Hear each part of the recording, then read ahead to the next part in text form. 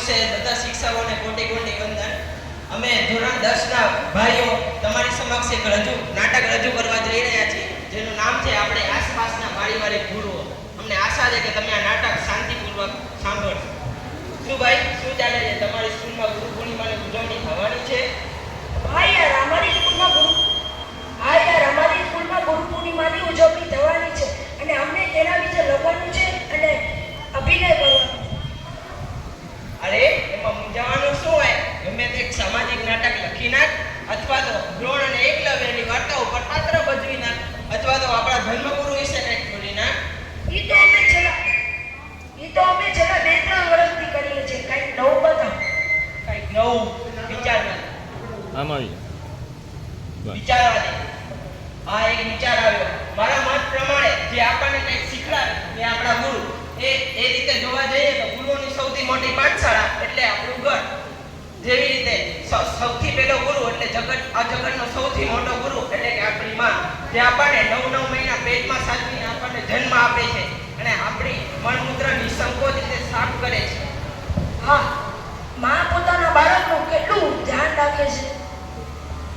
હા, એક શબ્દ શીખવાડવા માટે પોતે હજાર વાર બોલે છે. જેમ કે કાકા, મામા, બાળકને બેસતા શીખવાડે, ચાલતા શીખવાડે, શું શીખવાડે ચાલો આપણે જોઈએ.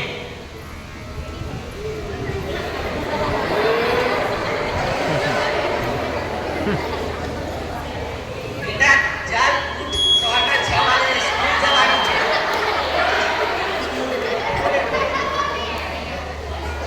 એટલે ઉઠીને ભગવાનનું નામ લેવાનું, ભગવાનને યાદ કરવાનું.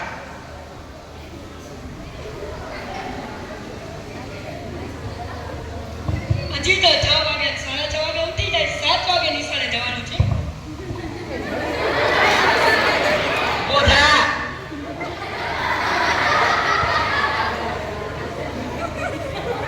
મમ્મી, હજી તો 6 વાગે છે, 7 વાગે નિશાળે જવાનું, 6:30 વાગે ઉઠી જાય. ના હો, અત્યારે ઉઠી જાય, પછી સ્કૂલ નાય ધોયા વગર જઈશ. ના મમ્મી, બપોરે ઠંડી કેવી છે, નિશાળે જાય ને બપોરે નાઈ લે. બપોરે નહીં, અત્યારે જ નાઈ લે. પછી સ્કૂલ એક મંદિર છે, તેમાં નાઈ ધોઈને જવું જોઈએ. બાળક નાઈ ધોઈને સ્કૂલે જાય છે અને પાછો આવે છે.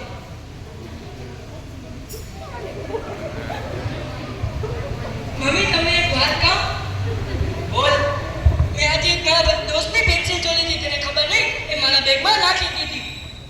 જો બેટા, આવી રીતે ના કરાય. ચોરી એક પાપ છે. ઓછું હોય તેમાં ચલાવી લેવા, પણ ચોરી તો ન જ કરાય. કાલે તેને પેન્સિલ પાછી આપી દીધી. બીજું શું થયું? એક અમારા ક્લાસમાં ઓલી જે ટીચર છે ને, તે મને વાત-વાતમાં ટોકે છે અને વાત-વાતમાં હેરાન કરે છે. જો બેટા, આપણે શાળાએ જઈએ છીએ, તે આપણાથી મોટા છે અને ગુરુ છે. તેને ઓલી ના કહેવાય, તેને આદર અપાય. એટલે મમ્મી, બીજું ધ્યાન રાખી. જોયું, માં પોતાના બાળકનું કેટલું નાનું ખ્યાલ રાખે છે. હા, જીવનના દરેક તબક્કે માતા આપણને કંઈક ને કંઈક શીખડાવી જાય છે. નાનો માણસ હોય કે મોટો મહાપુરુષ હોય, બધાની પાછળ માનો હાથ જ હોય છે. જેમ કે હીરાબાઈના પુત્ર નરેન્દ્ર મોદી, ચાકબાઈના પુત્ર શ્રી ઓધોરામ મહારાજ, જીજાબાઈના પુત્ર શિવાજી મહારાજ, જે બધા મહાપુરુષો બન્યા છે, તેની પાછળ ક્યાંક ને ક્યાંક તેના માનો અમૂલ્ય ફાળો રહ્યો છે. તો ચાલો હવે તમને અમે બીજા એક એવા જ ગુરુ દેખાડીએ, જે છે આપણા પિતા. પિતા શબ્દ સાંભળતા જ આપણને મિલિટરીના જનરલ જેવી ફીલ થાય છે. હા, જે બાળક પાછળ પિતાનો ખોફ હોય તો તે બાળક ક્યારેય ન બગડે. ચાલો હવે જોઈએ પિતા પોતાના પુત્રને કેવી રીતે શીખડાવે છે.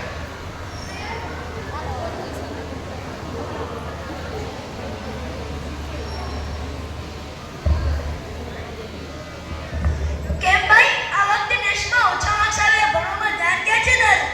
હવે તારું મોબાઈલ, ટીવી, ક્રિકેટ બંધ કરાવવું પડશે. ભણવામાં જરાય ધ્યાન આપતું નથી. હવે ધ્યાન રાખીશ. જાતો ઉપરના રૂમમાંથી મારો બાકી લઈ આવતો. ના, હું નથી જતો, તમે લઈ આવો. હું તારો બાપ છું કે તું મારો બાપ છો?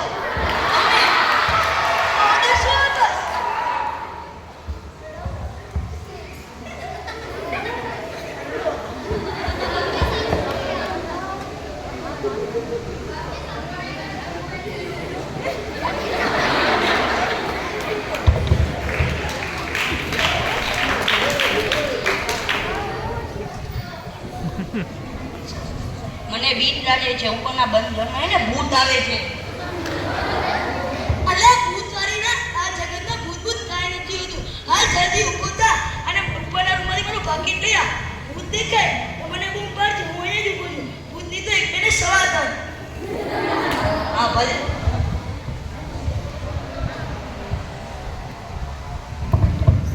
જોયું, પિતાએ ખબર ના પડતા પુત્રમાંથી નિડરતાનો ગુણ કેવી રીતે કાઢ્યો. હવે એવો જ એક બીજો સીન જોઈ. પપ્પા પૈસા આપો ને, પિકનિકમાં જવું છે. હા સારું, ક્યાં જવું છે? દીવ જવું છે. દીવ પડે ફરવા જેવી જગ્યા છે. ફરવા જવું છે કે દારૂ પીવા? બધા મિત્રો પ્લાન જ કહે છે.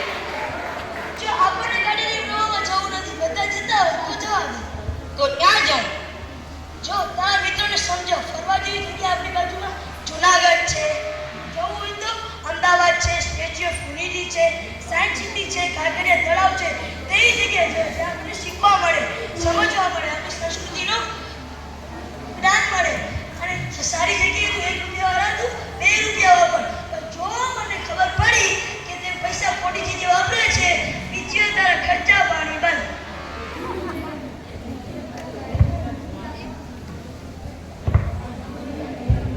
જોયું, પિતા પણ માતાની જેમ પોતાના બાળકનું નાનું નાનું ખ્યાલ રાખે છે. હા, પિતા બાળકને જીવનના દરેક તબક્કે થોડાક ગુસ્સાથી અને થોડાક લાડથી સંપૂર્ણ વિકાસ કરે છે. તેમાં પછી ગાડી ચલાવવાની હોય, સાયકલ ચલાવવાની હોય, સામાજિક જ્ઞાન આપવાનું હોય, XYZ પિતા પોતાના પુત્રને બધું શીખડાવી દે છે. ચાલ હવે હું તને ત્રીજો ગુરુ દેખાડું, જે છે આપણો મોટો ભાઈ.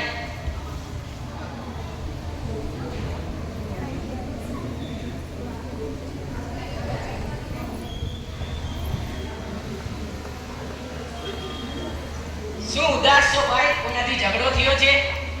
ના ભાઈ, શું કહું, હમણાં કોરોનાના લીધે ધંધામાં પૈસા ફસાઈ ગયા છે. જેના પાસે ઉઘરાણી લીધી તો ઉઘરાણીવાળા રોજ આવીને હેરાન કરે છે. મગજમાં ખોટા ખોટા વિચાર આવે છે. ઉપરથી બેનના પણ લગન છે.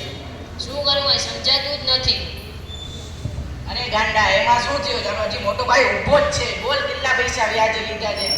જેના પાસેથી લીધા હોય તેને પાછા આપી દેજે. ને મગજમાં ખોટા વિચાર લાવીશ નહીં. ક્યાં અટકે તો મને યાદ કરજે. સારું ચાલ, જે મારું છે એ તારું જ છે ભઈલા.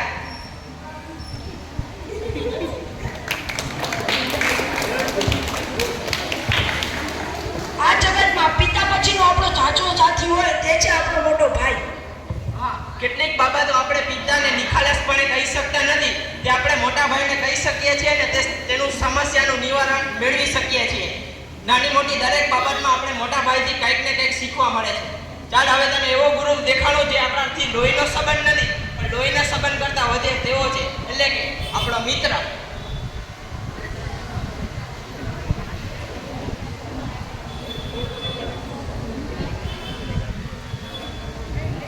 શું ભાઈ, આજે ત્રીજો નંબર આવ્યો? યુનિટ બી આગળ વધી. શું કરું યાર, ઘરે એકલો ખૂબ વાંચું છું, પણ જ્યારે વાંચવા બેસીને ઊંઘ જ આવવા માંડે છે. કાંઈ વચન. જો તને એટલા વાંચવામાં કંટાળો આવતો હોય તો મારા જોડે આવી જાજે. બે ભાઈ ભેળા મળીને 12 વાગ્યા સુધી વાંચશું, પણ નંબર તો ભાઈ ન જ આવવો જોઈએ.